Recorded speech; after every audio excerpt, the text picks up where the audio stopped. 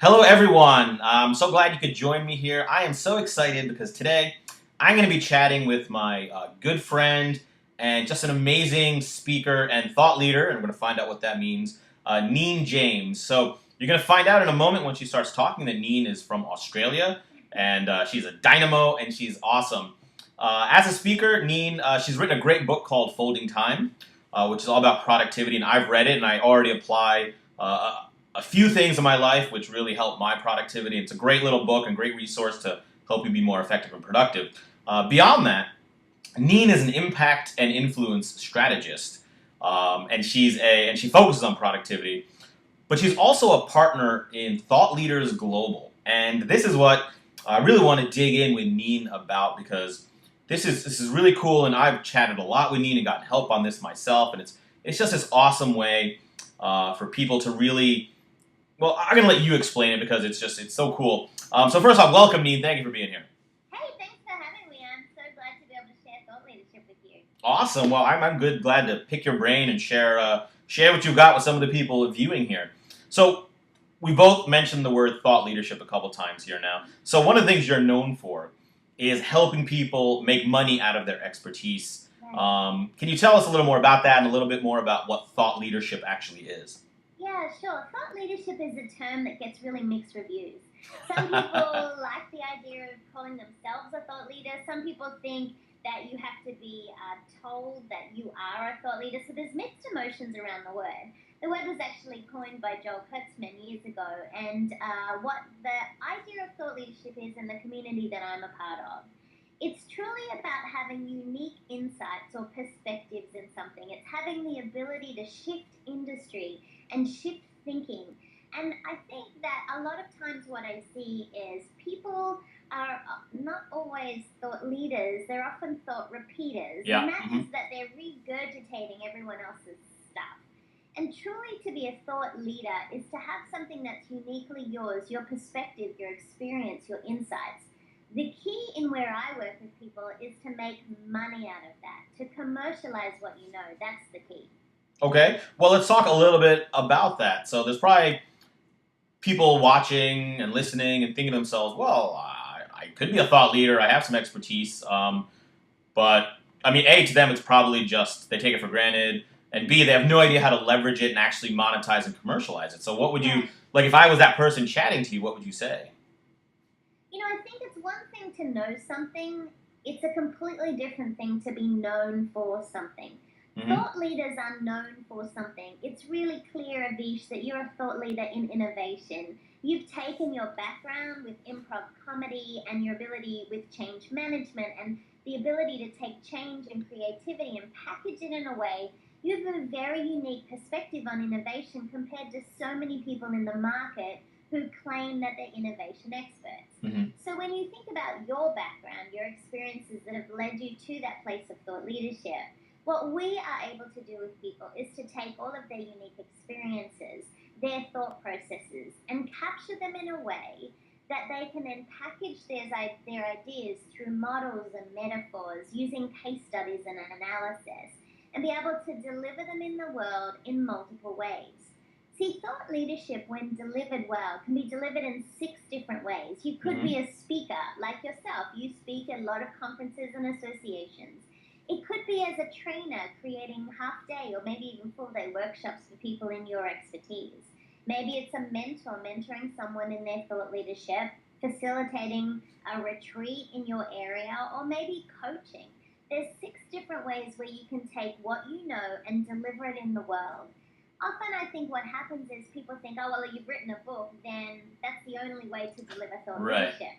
I think that's only one way. I mean, you've written books, one of them that I've loved, that my clients have loved as well, that I've shared with them.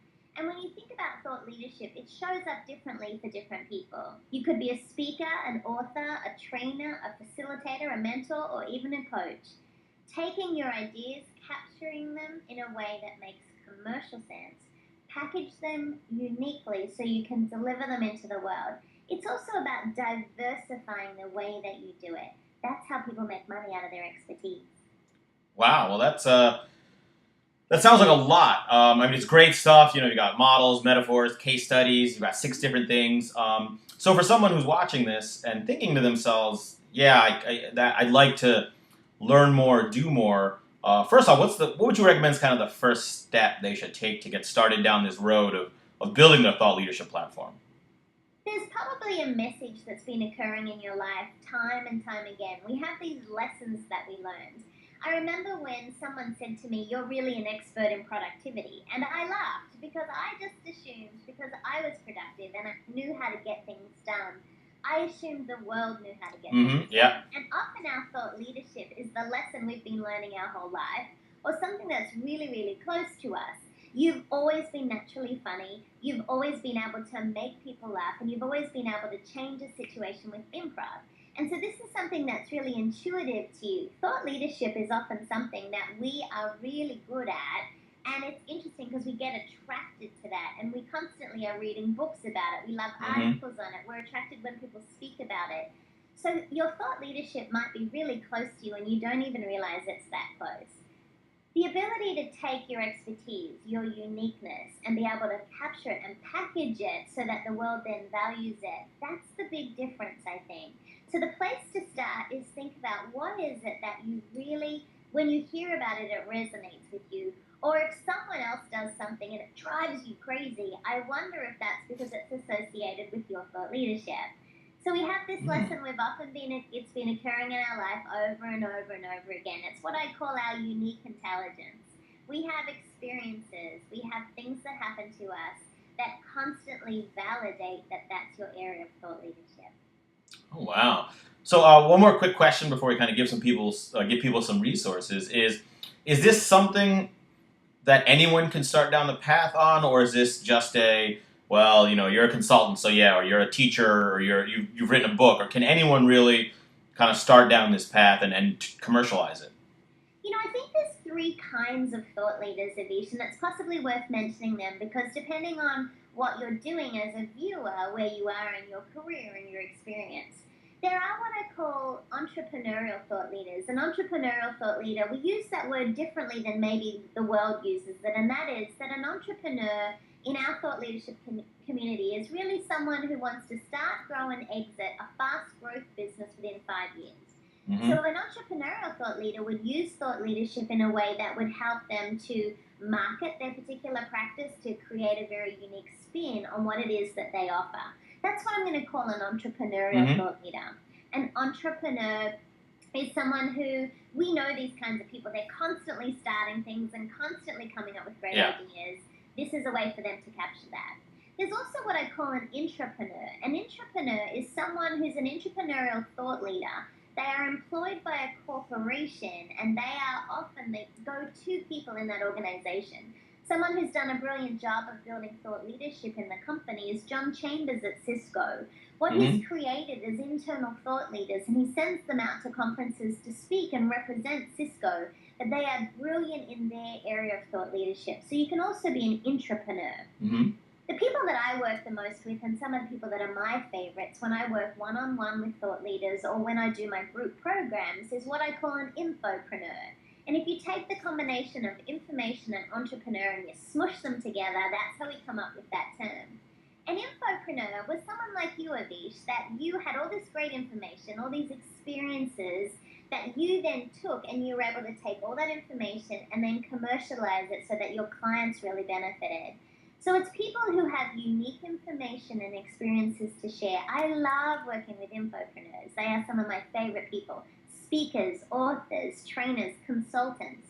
They're great people to help them capture what they know. And what's fascinating to me is when you show a thought leader their area of thought leadership, it's kind of like they light up and they Hmm. get it resonates for them. They're like, oh my God, this is my message for the world. Wow, well that is awesome, and I think you've given us a lot of stuff to think about, and you know, you're absolutely fabulous. You're someone I see doing all thought leadership stuff, so I've started down the path following you on this, and it's great stuff. So anyone watching, and you've given multiple paths, six ways of putting it out there, and Mhm. three different types. So if you're like, well, I like my job, you can use these skills Yeah. within the job. If you want to package your information, or if you want to flip a company. So people right now are probably wondering, they want to learn more. So do you have resources? I know, Neen, in addition to books, you have a great blog, Hmm. and you have multiple ways for people to actually engage with you in coaching, group Right. coaching, and you work directly with organizations on productivity. Right. And I'm assuming you're open to, or you have done with thought leadership, even helping internal leaders.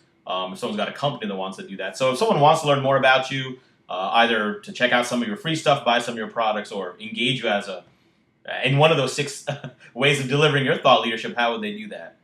It's always best to start at the website. My website is neenjames, neenjames.com.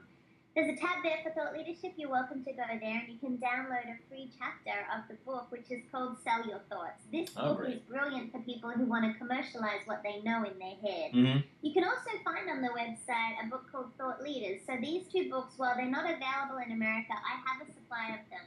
So Wow. if you want those, you can grab those from the store on our website as well. If you're interested in working with me one-on-one or in one of our group programs, simply reach out to me. I'd be delighted to help. Well, that is great. Well, thank you very much, Neen, for being here and sharing your wisdom. I always learn. Even I've talked with you many times, and I always learn something new chatting with you.